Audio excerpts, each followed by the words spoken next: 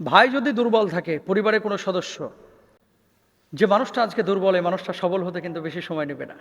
আজকে যে দুর্বল পরবর্তীতে সবল হয়েছে এবং পরবর্তীতে ওই সবল মানুষটার উপরে পূর্বের সবল মানুষটা নির্ভরশীল হয়েছে।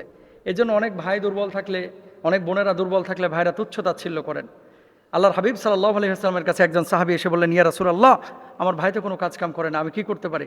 নবীজি সাল্লাল্লাহু আলাইহি ওয়াসাল্লাম বললেন, তোমার ভাই এই দুর্বল তোমার সাথে আছে বিধায় আল্লাহ তাআলা তার রিজিক তোমার মাধ্যমে আল্লাহ সুবহানাহু ওয়া তাআলা দিচ্ছেন।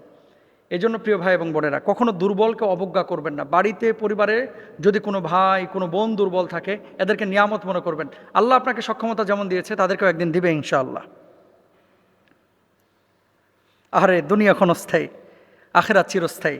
কত মানুষ দেখলাম এই যে লিবিয়া দিয়া সাগরে ভাইসা ভাইসা ওই ইউরোপে যাইতে চায়, ইটালি যাইতে চায়, মনে করে সুখটা ইটালিতে, সুখটা জার্মানিতে, সুখটা ফ্রান্সে, সুখটা ইংল্যান্ডে। না রে ভাই, সুখ ইটালি জার্মানি ফ্রান্সে না, সুখ হচ্ছে আপনার হৃদয়ের মধ্যে, সুখ হচ্ছে দিন মানার মধ্যে, সুখ হচ্ছে আপনার এই মাতৃভূমির মধ্যে। কিন্তু সুখটা আপনাকে ধরে নিতে হয়, টাকা দিয়ে সুখী হওয়া যায় না। ইউরোপ আমেরিকা আমি বহু মানুষ দেখেছি যারা মিলিয়নিয়র, এই মানুষগুলো, এই যে লন্ডন, টাকার অভাব নাই, বহু মানুষ দেখেছি, কিন্তু এই মানুষটা অসুখী। এই জন্য টাকা দিয়ে সুখী হওয়া যায় না। সুখী হইতে একটা প্রশস্ত হৃদয় লাগে, দিন লাগে, তাকুয়া লাগে, আল্লাহ ভীরুতা লাগে। আল গিনা গিনান নাফস, অন্তরে যে সুখী আল্লাহ সুবহানাহু ওয়া তাআলা তাকে অবশ্যই সুখী বানান। আল্লাহ বুঝদান করুন।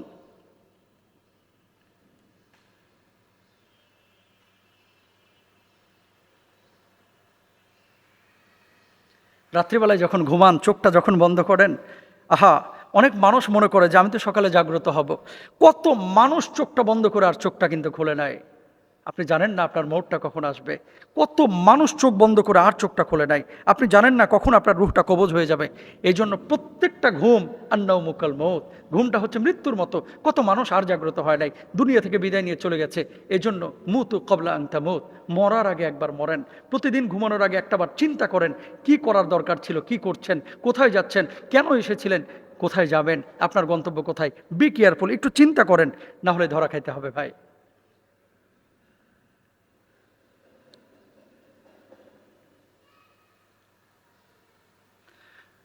কবর বড় ভয়াবহ জায়গা, কবর বড় ভয়াবহ জায়গা। কবরে বাতি নাই, কবরে সাথী নাই, কবরে এসি নাই, কিন্তু এই কবরে আলো দিতে হলে সুবহানাল্লাহ আমলের বিকল্প নাই। আপনাকে নামাজ পড়তে হবে, আপনাকে রোজা করতে হবে, আপনাকে কোরআন পড়তে হবে, আপনাকে কোরআনের আমল করতে হবে, আপনাকে মসজিদ সংস্কার করতে হবে, মসজিদে দান সাদাকা করতে হবে, আপনাকে মসজিদের সাথে হৃদয়টাকে তাআল্লুকাত রাখতে হবে, সম্পৃক্ত করতে হবে। ফজরের পরে যদি জোহরের জন্য অপেক্ষা করেন, জোহরের পরে যদি আসরের জন্য অপেক্ষা করেন, এই মানুষগুলোর কবরের সাথী বাতি হবে হচ্ছে নামাজ, সাথী বাতি হবে তার আমল। আহা, এই কবরের মধ্যে একা থাকতে হবে। প্রত্যেকটা ভাই এবং বোন আপনারা চেষ্টা করেন, আল্লাহ তৌফিক দান করুন। প্রতিটি মানুষের রাত্রিবেলা একটাবার চিন্তা করা উচিত আজকে কয়টা ভালো কাজ করেছি। রাত্রিবেলায় চিন্তা করা উচিত আজকে কয়টা খারাপ কাজ করেছি। যদি ভালোর সংখ্যা বেশি হয় আপনি জানবেন আখেরাতে আপনি মুক্তি পাবেন, মিজানের পাল্লা আপনার ভারী হবে। আর যদি খারাপের সংখ্যা বেশি হয় আপনি জেনে নেন আপনার আখেরাতের পাল্লাটা হালকা হবে এবং আপনি পুলসিরাতে ধরা খাবেন, আখেরাতে ধরা খাবেন, কবরে ধরা খাবেন। এখন আপনি কোন জায়গায় থাকবেন, আপনার পরিস্থিতি কী হবে, সিদ্ধান্ত আপনাকে নিতে হবে। বি কেয়ারফুল প্রিয় ভাইরা আমার। ক্ষণস্থায়ী জিন্দেগি, আখেরাতের সুদীর্ঘ জিন্দেগি পড়ে আছে, যেই জিন্দেগির শুরু আছে শেষ নাই। তো সেই জিন্দেগির জন্য আমরা কিছু করি না, কিছু করি। আল্লাহ তৌফিক দান করুন।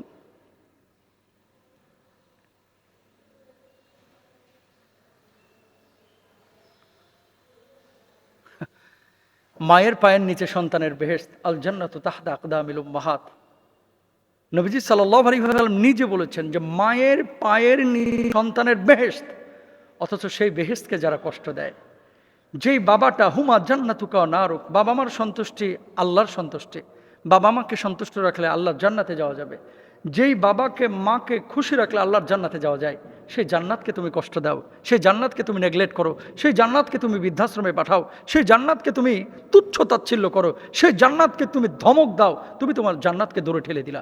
সিদ্ধান্ত তোমার ভাই, সিদ্ধান্ত তোমার, যে তুমি তোমার জান্নাত তোমার কাছে রেখে তুমি জান্নাতে যাবা নাকি তুমি জাহান্নামে যাবা।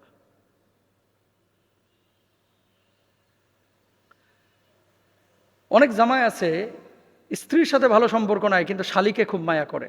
অনেক শালিকেরাও আছে দুলাভাইয়ের প্রতি খুব মায়া, দেবরদের সাথে পর্দা করা, শালিকাদের সাথে পর্দা করা এবং এই ধরনের নিকটাত্মীয় যাদের সাথে পর্দা করা আপনার আবশ্যক, যদি আপনি পর্দা না করেন, ফলে আয়নানে জেনা হমান নাদার, চোখের জেনা হবে, হাতের জেনা হবে, অন্তরের জেনা হবে। আপনি কি চান কিয়ামতের ময়দানে আপনি জেনাকার হিসেবে উঠেন?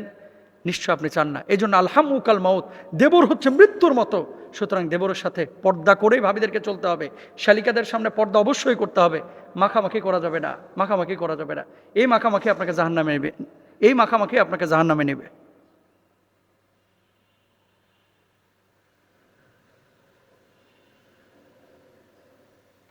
কিসের এত অহংকার?